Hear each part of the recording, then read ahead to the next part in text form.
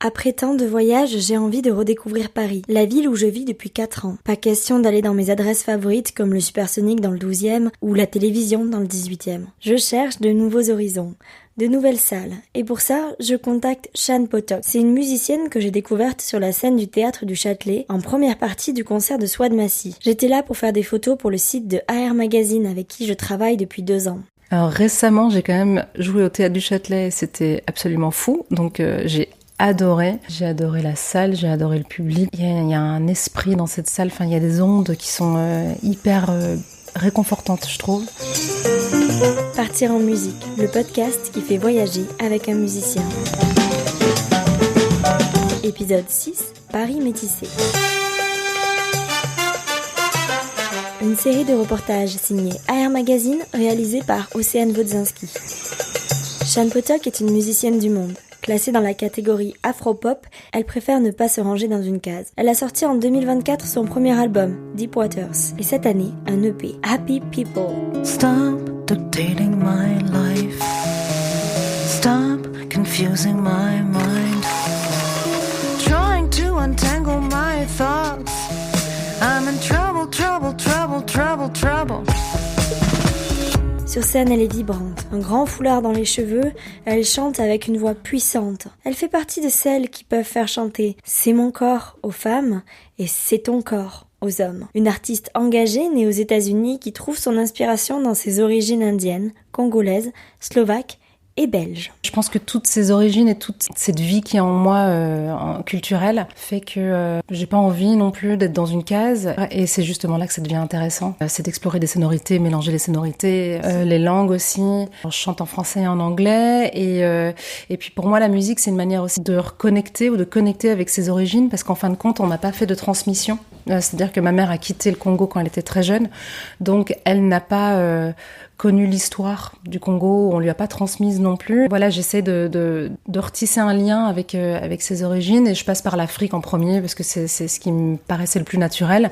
Maintenant, je me dis ça peut être sympa de faire toutes les de tester l'Inde, le pays de l'Est, enfin voilà. Sur scène, Shan Potok joue d'un instrument singulier, le kamele ngoni, une harpe d'Afrique de l'Ouest, à cordes pincées avec une caisse de résonance ronde et un long manche. C'est une harpe d'Afrique de l'Ouest, et le kamele ngoni vient du donzo ngoni. Le donzo ngoni est un instrument bien plus large, c'est le papa du kamele si tu veux, et qui est joué par les chasseurs. Et en gros les chasseurs jouent un répertoire avec cet instrument pour invoquer les esprits ou pour compter leurs prouesses à la chasse, quoi. Et les jeunes du village ont voulu s'approprier cet instrument, ils ont demandé l'autorisation aux chasseurs, et ils en ont fait un kamele ngoni. Le kamele ngoni est plus petit, a plus de cordes, et c'est un répertoire beaucoup plus populaire, quoi. Donc comment voilà. t'as rencontré cet instrument, toi ? Alors, c'était pendant le Covid. Bon, je crois que comme tout le monde, on tournait un peu en rond.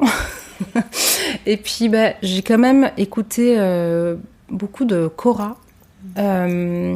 Et c'est vrai qu'un matin, je me suis réveillée en disant mais je veux faire un instrument africain, je voudrais faire de la harpe africaine. Et j'ai cherché un luthier, puis j'ai été mise en relation avec Abou Diarra, qui est un maître du kamele ngoni et qui est luthier, qui fabrique des koras et des ngoni. Et quand je l'ai eu au téléphone, il m'a dit mais moi je te propose le kamele ngoni, viens à la maison, viens juste le tester pour voir. Et je connaissais pas du tout cet instrument. Et quand je suis allée chez lui et que j'ai découvert l'instrument, que je l'ai pris entre les mains, en fait ça a été une connexion très forte. J'avais jamais vécu ça. Si Shan Potok a vécu une connexion si forte avec cet instrument, on peut dire aussi qu'elle a trouvé à Paris son lieu d'inspiration. Alors qu'elle est née à New York et qu'elle a vécu en Belgique, c'est à Paris qu'elle a décidé de poser ses bagages. Les 2 premières années, c'était un peu la folie quand même, parce que j'arrivais de Bruxelles et vu que j'étais une élève extrêmement studieuse et tout, j'ai pas vraiment eu de vie d'étudiant, de lycéenne où tu sors à pas d'heure, et donc du coup là, j'ai été complètement libre, loin de la famille, à sortir jusqu'à pas d'heure et à profiter, à faire de la musique. Bref, c'était absolument génial. Donc ce qui m'a plu, c'est la vie parisienne, la culture, les clubs, parce que j'ai traîné beaucoup dans les clubs de jazz, même les cours, parce que en fait j'avais jamais pris réellement de cours de musique, donc là c'était la première fois que je suivais des cours vraiment, donc les rencontres, enfin tout ça, ça a été absolument incroyable. Shan a une attache particulière pour le jazz, on l'entend. Et pourtant, quand je lui demande de répondre à cette question « Et si Paris était une musique ?», elle choisit le rock. Je dirais que ce serait du rock, mais avec quand même des petites sonorités d'ailleurs. C'est l'énergie de cette ville qui est quand même très rock'n'roll, je trouve. Enfin, c'est-à-dire, mais dans le bon et mauvais sens. C'est-à-dire qu'il y a un truc très positif, c'est qu'effectivement, il y a énormément de choses qui se passent. Cette sensation de tension et ce qu'on peut retrouver aussi dans certains rocks. Et ça, c'est vrai qu'il y a beaucoup de tension dans cette ville.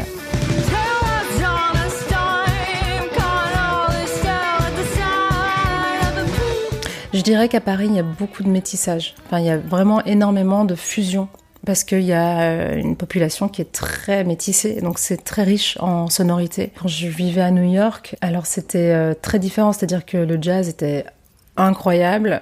Tu vas avoir un concert de soul, c'est ouf aussi, mais il y avait moins cette fusion de sons, quoi. En tout cas, à l'époque où j'y vivais, maintenant, j'ai l'impression quand même qu'il y a de plus en plus cette recherche et cette envie de mélanger les styles et les couleurs, et un peu partout dans le monde d'ailleurs. Quand tu vois les artistes qui explosent, c'est souvent des artistes qui sont hyper hybrides en fait, donc c'est génial. Moi qui suis habituée au rock parisien, je suis bien d'accord avec elle sur cette âme qu'a Paris. Mais c'est une ville aussi très jazzy. Il y a tellement de clubs où passer une belle soirée. C'est d'ailleurs dans ces clubs de jazz que Sian a commencé la musique. Alors les clubs de jazz à Paris, j'en ai un que je porte dans mon cœur, c'est le Baiser Salé. Parce que c'est le lieu qui m'a permis de faire ma première scène. Donc Maria, qui est la patronne du Baiser Salé, a toujours soutenu les artistes. Elle leur a toujours donné la possibilité de monter sur scène et de faire chanter leur répertoire. Donc pour moi, le Baiser Salé, c'est l'endroit où j'ai le plus traîné. C'était pas que des jams, il y a eu des concerts, puis aller voir des concerts, et puis c'est là que j'ai fait mon cercle d'amis musiciens aussi. Après, il y a le Caveau des Oubliettes aussi, qui est un autre endroit du côté de Saint-Michel, qui me tient à cœur, parce que quand j'y vais, c'est toujours les mêmes amis qui y sont. J'ai aussi joué au Sunside, qui est juste à côté du Baiser Salé. Ouais, donc j'ai pas mal traîné rue des Lombards et à côté de Saint-Michel. C'est vrai que Paris est réputé pour ses clubs de jazz.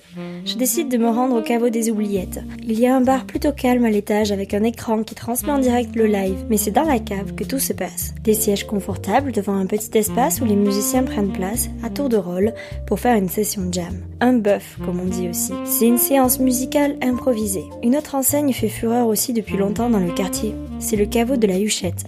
Le bar est plus dansant, mais il y a toujours trop de monde à mon goût. Et dans des registres différents, Sian recommande évidemment le Théâtre du Châtelet, mais aussi le Studio de l'Ermitage qui propose à la fois des concerts de jazz et de musique du monde. J'ai découvert le Studio de l'Ermitage, alors avant j'y allais moi en tant que spectatrice, et je trouvais cette salle hyper chaleureuse. Puis très sympa parce que tu peux boire des coups, voir le concert, mais en même temps il y a un respect vraiment pour la musique, donc tu bois des coups mais t'es pas en train de foutre le bazar derrière, donc il y a vraiment tout le monde est là pour la musique et c'est extrêmement convivial. Et puis j'ai joué aussi en juin et c'est pareil sur scène, donc ouais, c'est aussi une salle que je trouve hyper chouette. Ouais.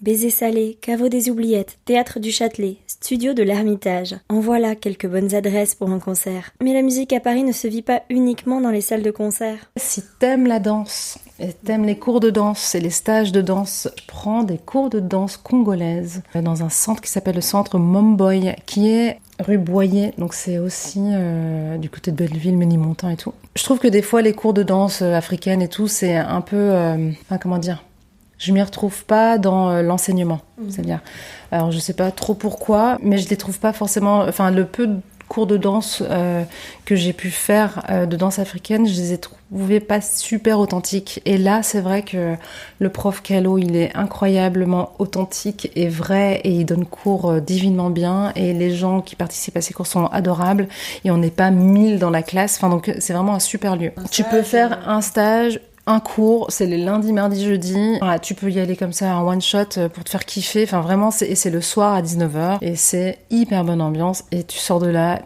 tu te sens bien dans ta peau, dans ta tête. C'est vraiment génial. Elle me donne vraiment envie. Alors j'y vais un lundi pour un cours de danse congolaise. J'ai pris des cours de danse quand j'étais plus jeune. Classique, moderne jazz et même un peu de breakdance.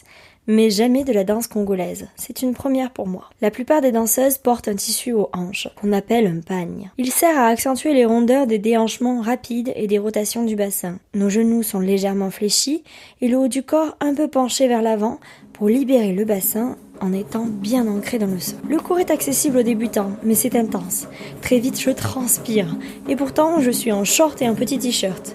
Le professeur de danse, Calo, explique parfaitement les mouvements et pas à pas, on réussit à apprendre une chorégraphie. Mais le vrai plus de ce cours, ce sont les musiciens en live.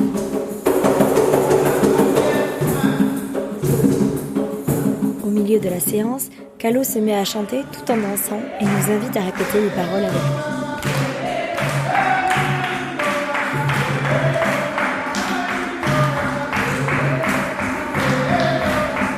Et quand il nous laisse prendre une pause pour se désaltérer un peu, Calo nous explique ce que signifie ce chant.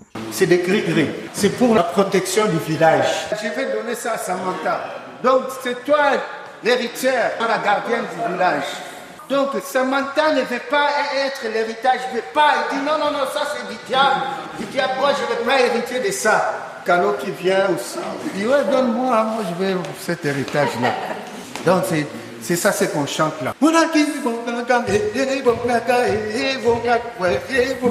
Voilà, là t'es habité par ces esprits-là. Cette chanson parle donc d'un héritage culturel profond, rejeté par certains et accepté par d'autres. Calo fait partie de ceux qui l'acceptent et qui chantent pour donner de la puissance à sa croyance.